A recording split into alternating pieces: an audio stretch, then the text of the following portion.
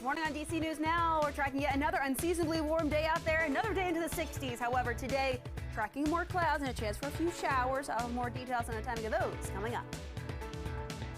Also coming up this morning, Metro and DC police striking a deal to increase security in metro stations. Our Lex Morris is live with what you need to know. Plus, a deadly crash in Prince George's County involving a school bus. What we know this morning. And a journalist arrested in Ohio while he was covering the train derailment there. What charges he's facing. The station covering all of the DMV. This is DC News Now. All right, good morning. Happy Thursday. Thanks for joining us. I'm Corey James. Good morning. I'm Tanaya Wright. We're going to start you off with a live look outside this morning. Jackie, it looks a bit hazy out there. Yeah, a little bit hazy. We're tracking more clouds out there this morning, and even a few sprinkles did just slide by parts of the four-state region, mainly off towards Hagerstown and into Frederick County, Maryland right now. And those continue to push their way farther off towards our north and east. But let's talk about those temperatures. Relatively mild to kickstart our Thursday morning, especially for early February. We're currently 47 right now in DC. 43 Frederick, 42 Hagerstown, 43 over towards Woodstock, upper 40s Fredericksburg too. For the kids at the bus stop this morning, those temperatures will be varying into the mid to upper 40s. We're tracking the clouds through the morning, and those clouds will be sticking around through the day today, and those high temperatures will also be climbing. We'll see those highs mid upper 60s for DC and areas southbound, could even reach 70 down towards Fredericksburg. Farther off towards the north, we're talking low 60s later on this afternoon. Those winds will also pick up. You'll notice those later on today.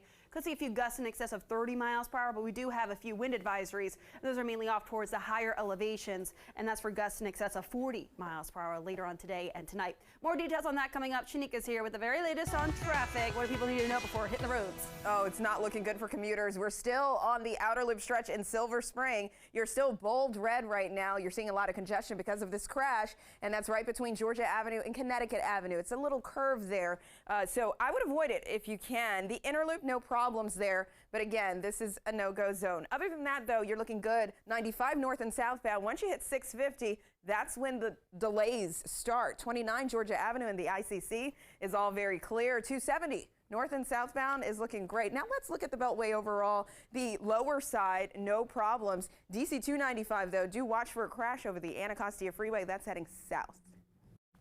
All right, Shanika, thank you. Here's what you need to know this morning. Blue, orange, and silver line metro trains are running normally after a train blew a fuse last night. Now it caused smoke to fill the Roslyn station and caused some big delays there. Fortunately, no one was hurt. WMATA is investigating the issue. And a reporter with News Nation arrested while doing a live report in Ohio. This happened Wednesday while he was covering the Ohio governor's news conference on that dangerous train derailment. Evan Lambert is now facing charges for disorderly conduct and criminal trespassing. He has since been released from jail. And Pennsylvania Senator John Fetterman is in the hospital this morning. This after the senator said he was feeling lightheaded last night. Now it comes less than a year after Fetterman suffered a stroke. Doctors at GW University Hospital say there is no evidence of a new stroke at this time. And search and recovery efforts continue this morning after that deadly earthquake hit Turkey and Syria. You can see some of the before and after satellite photos showing the destruction. The death toll right now is at more than 16,000. That number is expected to rise. Your time right now is 6:03. WMATA is trying something new, increasing officers with Metro Police. Now this comes after recent violent crimes, including one that killed a transit worker last week. DC News Now's Lex Morris is live at Metro Center Station this morning. And Lex, this is one of 5 stations that will see that increased presence. Yeah, that's right. And this is going to be happening during the rush hour periods, both in the morning and at night. MPD officers will be helping out with patrols at those 5 stations. Now, there will be 2 MPD officers, and they will be patrolling up above the stations or down by the platform during those busy commuter hours. Now, this will be at the Metro stops that crime data shows have the most problems. Those include Metro Center, Gallery Place, Georgia Avenue, Petworth, Congress Heights, and Union Station. Well, the partnership with MPD does help increase visibility, and riders are welcoming this plan. I've noticed that there's been some police presence on the train, so I'm just hoping that that will continue, so I can, feel safe on the train. We could always have more police presence. Well, WMATA General Manager Randy Clark says the Metro has increased patrols, hired mental health crisis specialists, and worked to fix camera programs over the past few months. Well, this partnership with MPD is just another step in making sure that people feel safe when they are riding on the Metro system. Of course, right now they say that there's only enough funding for this program and this partnership through the end of June, which is the end of the fiscal year. Things could change once that funding does run out, but right now WMATA is paying those MPD officers. They are not being paid when they're doing this by MPD.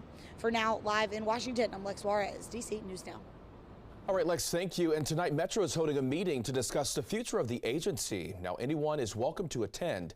It starts at 6:30, and you can attend either in person or view it online. The meeting will take place at the Northern Virginia Transportation Commission. That's near the courthouse Metro station. And a motorcyclist is dead after a crash involving a Prince George's County school bus. This all happened Wednesday afternoon at Brandywine Road and Willow Way in Clinton. Police say the driver of the motorcycle died at the scene. The school bus also caught fire. 3 students and the bus driver that were on the bus were able to make it off safely. DC News Now spoke to a witness who is still shaken up after seeing the accident.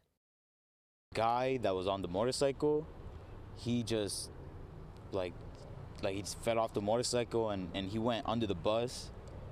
And the motorcycle also followed it. He went first on the bus and the motorcycle came behind, and it was just a big flame. I was so stunned. I didn't think anything like this would happen. The motorcyclist's name has not yet been released. And time is running out for homeless people camped at McPherson Square. They have until February 15th to leave. That's next week. Now, Councilmember Robert White is urging city officials to reconsider that timeline. He says people at the park are waiting on housing vouchers that they were approved for years ago. The National Park Service also said it is working with agencies around the district to find people new places to live and connect them with services that they need. Your time right now is 6:06. A GOP-controlled Congress potentially moving towards blocking the overhaul of D.C.'s criminal code, but not everyone is on board. That is right. Maryland Congressman Jamie Raskin spoke out this week in a House hearing. Now, there could be a vote on the issue coming pretty soon. D.C. council members approved changes to the criminal code that would reduce penalties for crimes such as carjackings and burglaries. But Mayor Bowser did not agree. GOP members of Congress also say they would block the measures. The people of Washington are now apparently being forced to pay the price for stepping out of line and simply demanding equal rights. The majority wants to teach them a lesson for talking about statehood and opposing insurrection. Congressman Raskin says the changes defy the D.C. Home Rule Act. He calls it revenge for the district looking to become a state. And this morning, Democrats in the Virginia State Senate are blocking 3 of Republican Governor Glenn Youngkin's political appointees. Now, Virginia Health Commissioner Dr. Colin Green, Parole Board member Stephen Buck, and Education Board member Suparna Duda were shut down by Democrats. Governor Youngkin is now firing back, saying the move is an appalling show of partisanship. They're the ones playing politics about these. We're exercising our independent judgment about people we don't think are either qualified or have the right temperament to sit on these boards. Governor Youngkin now expected to find replacements for the position. And staying in Virginia, the big focus on the state capitol right now is transgender students. Lawmakers took part in a debate before the House of Delegates passed a bill requiring parents to be notified when a transgender student comes out at school. State senators say they will take that part out of the bill, but that the amendment would put the bill out of line with the draft guidelines for schools statewide that are still being revised by Governor Youngkin's administration. Those guidelines say parents must be alerted and given a chance to object to school counseling services on gender. That piece of the bill that gets rid of that safe space, that prevents a student from just having a simple conversation with the counselor, will not be in the bill. After passing in the Republican-controlled House, these bills face a certain death in the Democrat-controlled Senate. All right, your time right now is coming up on 6:09 this morning. The Ohio governor says the evacuation orders for East Palestine has now been lifted, but all residents must follow the county's environmental safe re-entry plan when they do return. According to the EPA, air quality samples near the wreckage have consistently showed safe levels of chemicals. Yesterday, the United States EPA, Ohio EPA, and the 52nd Civil Support Team collected air and water samples from the evacuation area. These samples were analyzed overnight. These agencies, along with the Ohio Department of Transportation, or the Ohio Department of Health, and the East Palestine Fire Department, feel it is now safe to be in the evacuation area. The Ohio EPA also says the water in that area is safe to drink.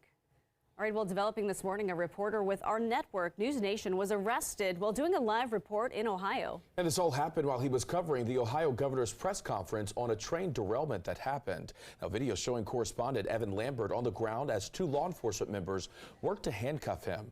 Moments later, you hear Lambert asking this. This is an overreaction if I've ever seen one. You really want to go through this?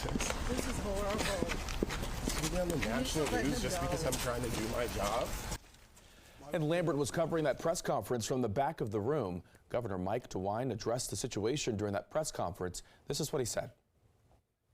You know, it has always been my practice that if I'm doing a press conference, if someone wants to report out there and they want to be talking to the people back on channel, whatever, they have every right to do that.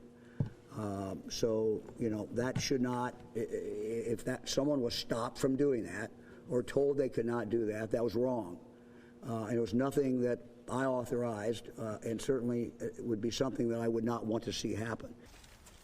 And Lambert is facing charges for disorderly conduct and criminal trespassing. He has been released from jail.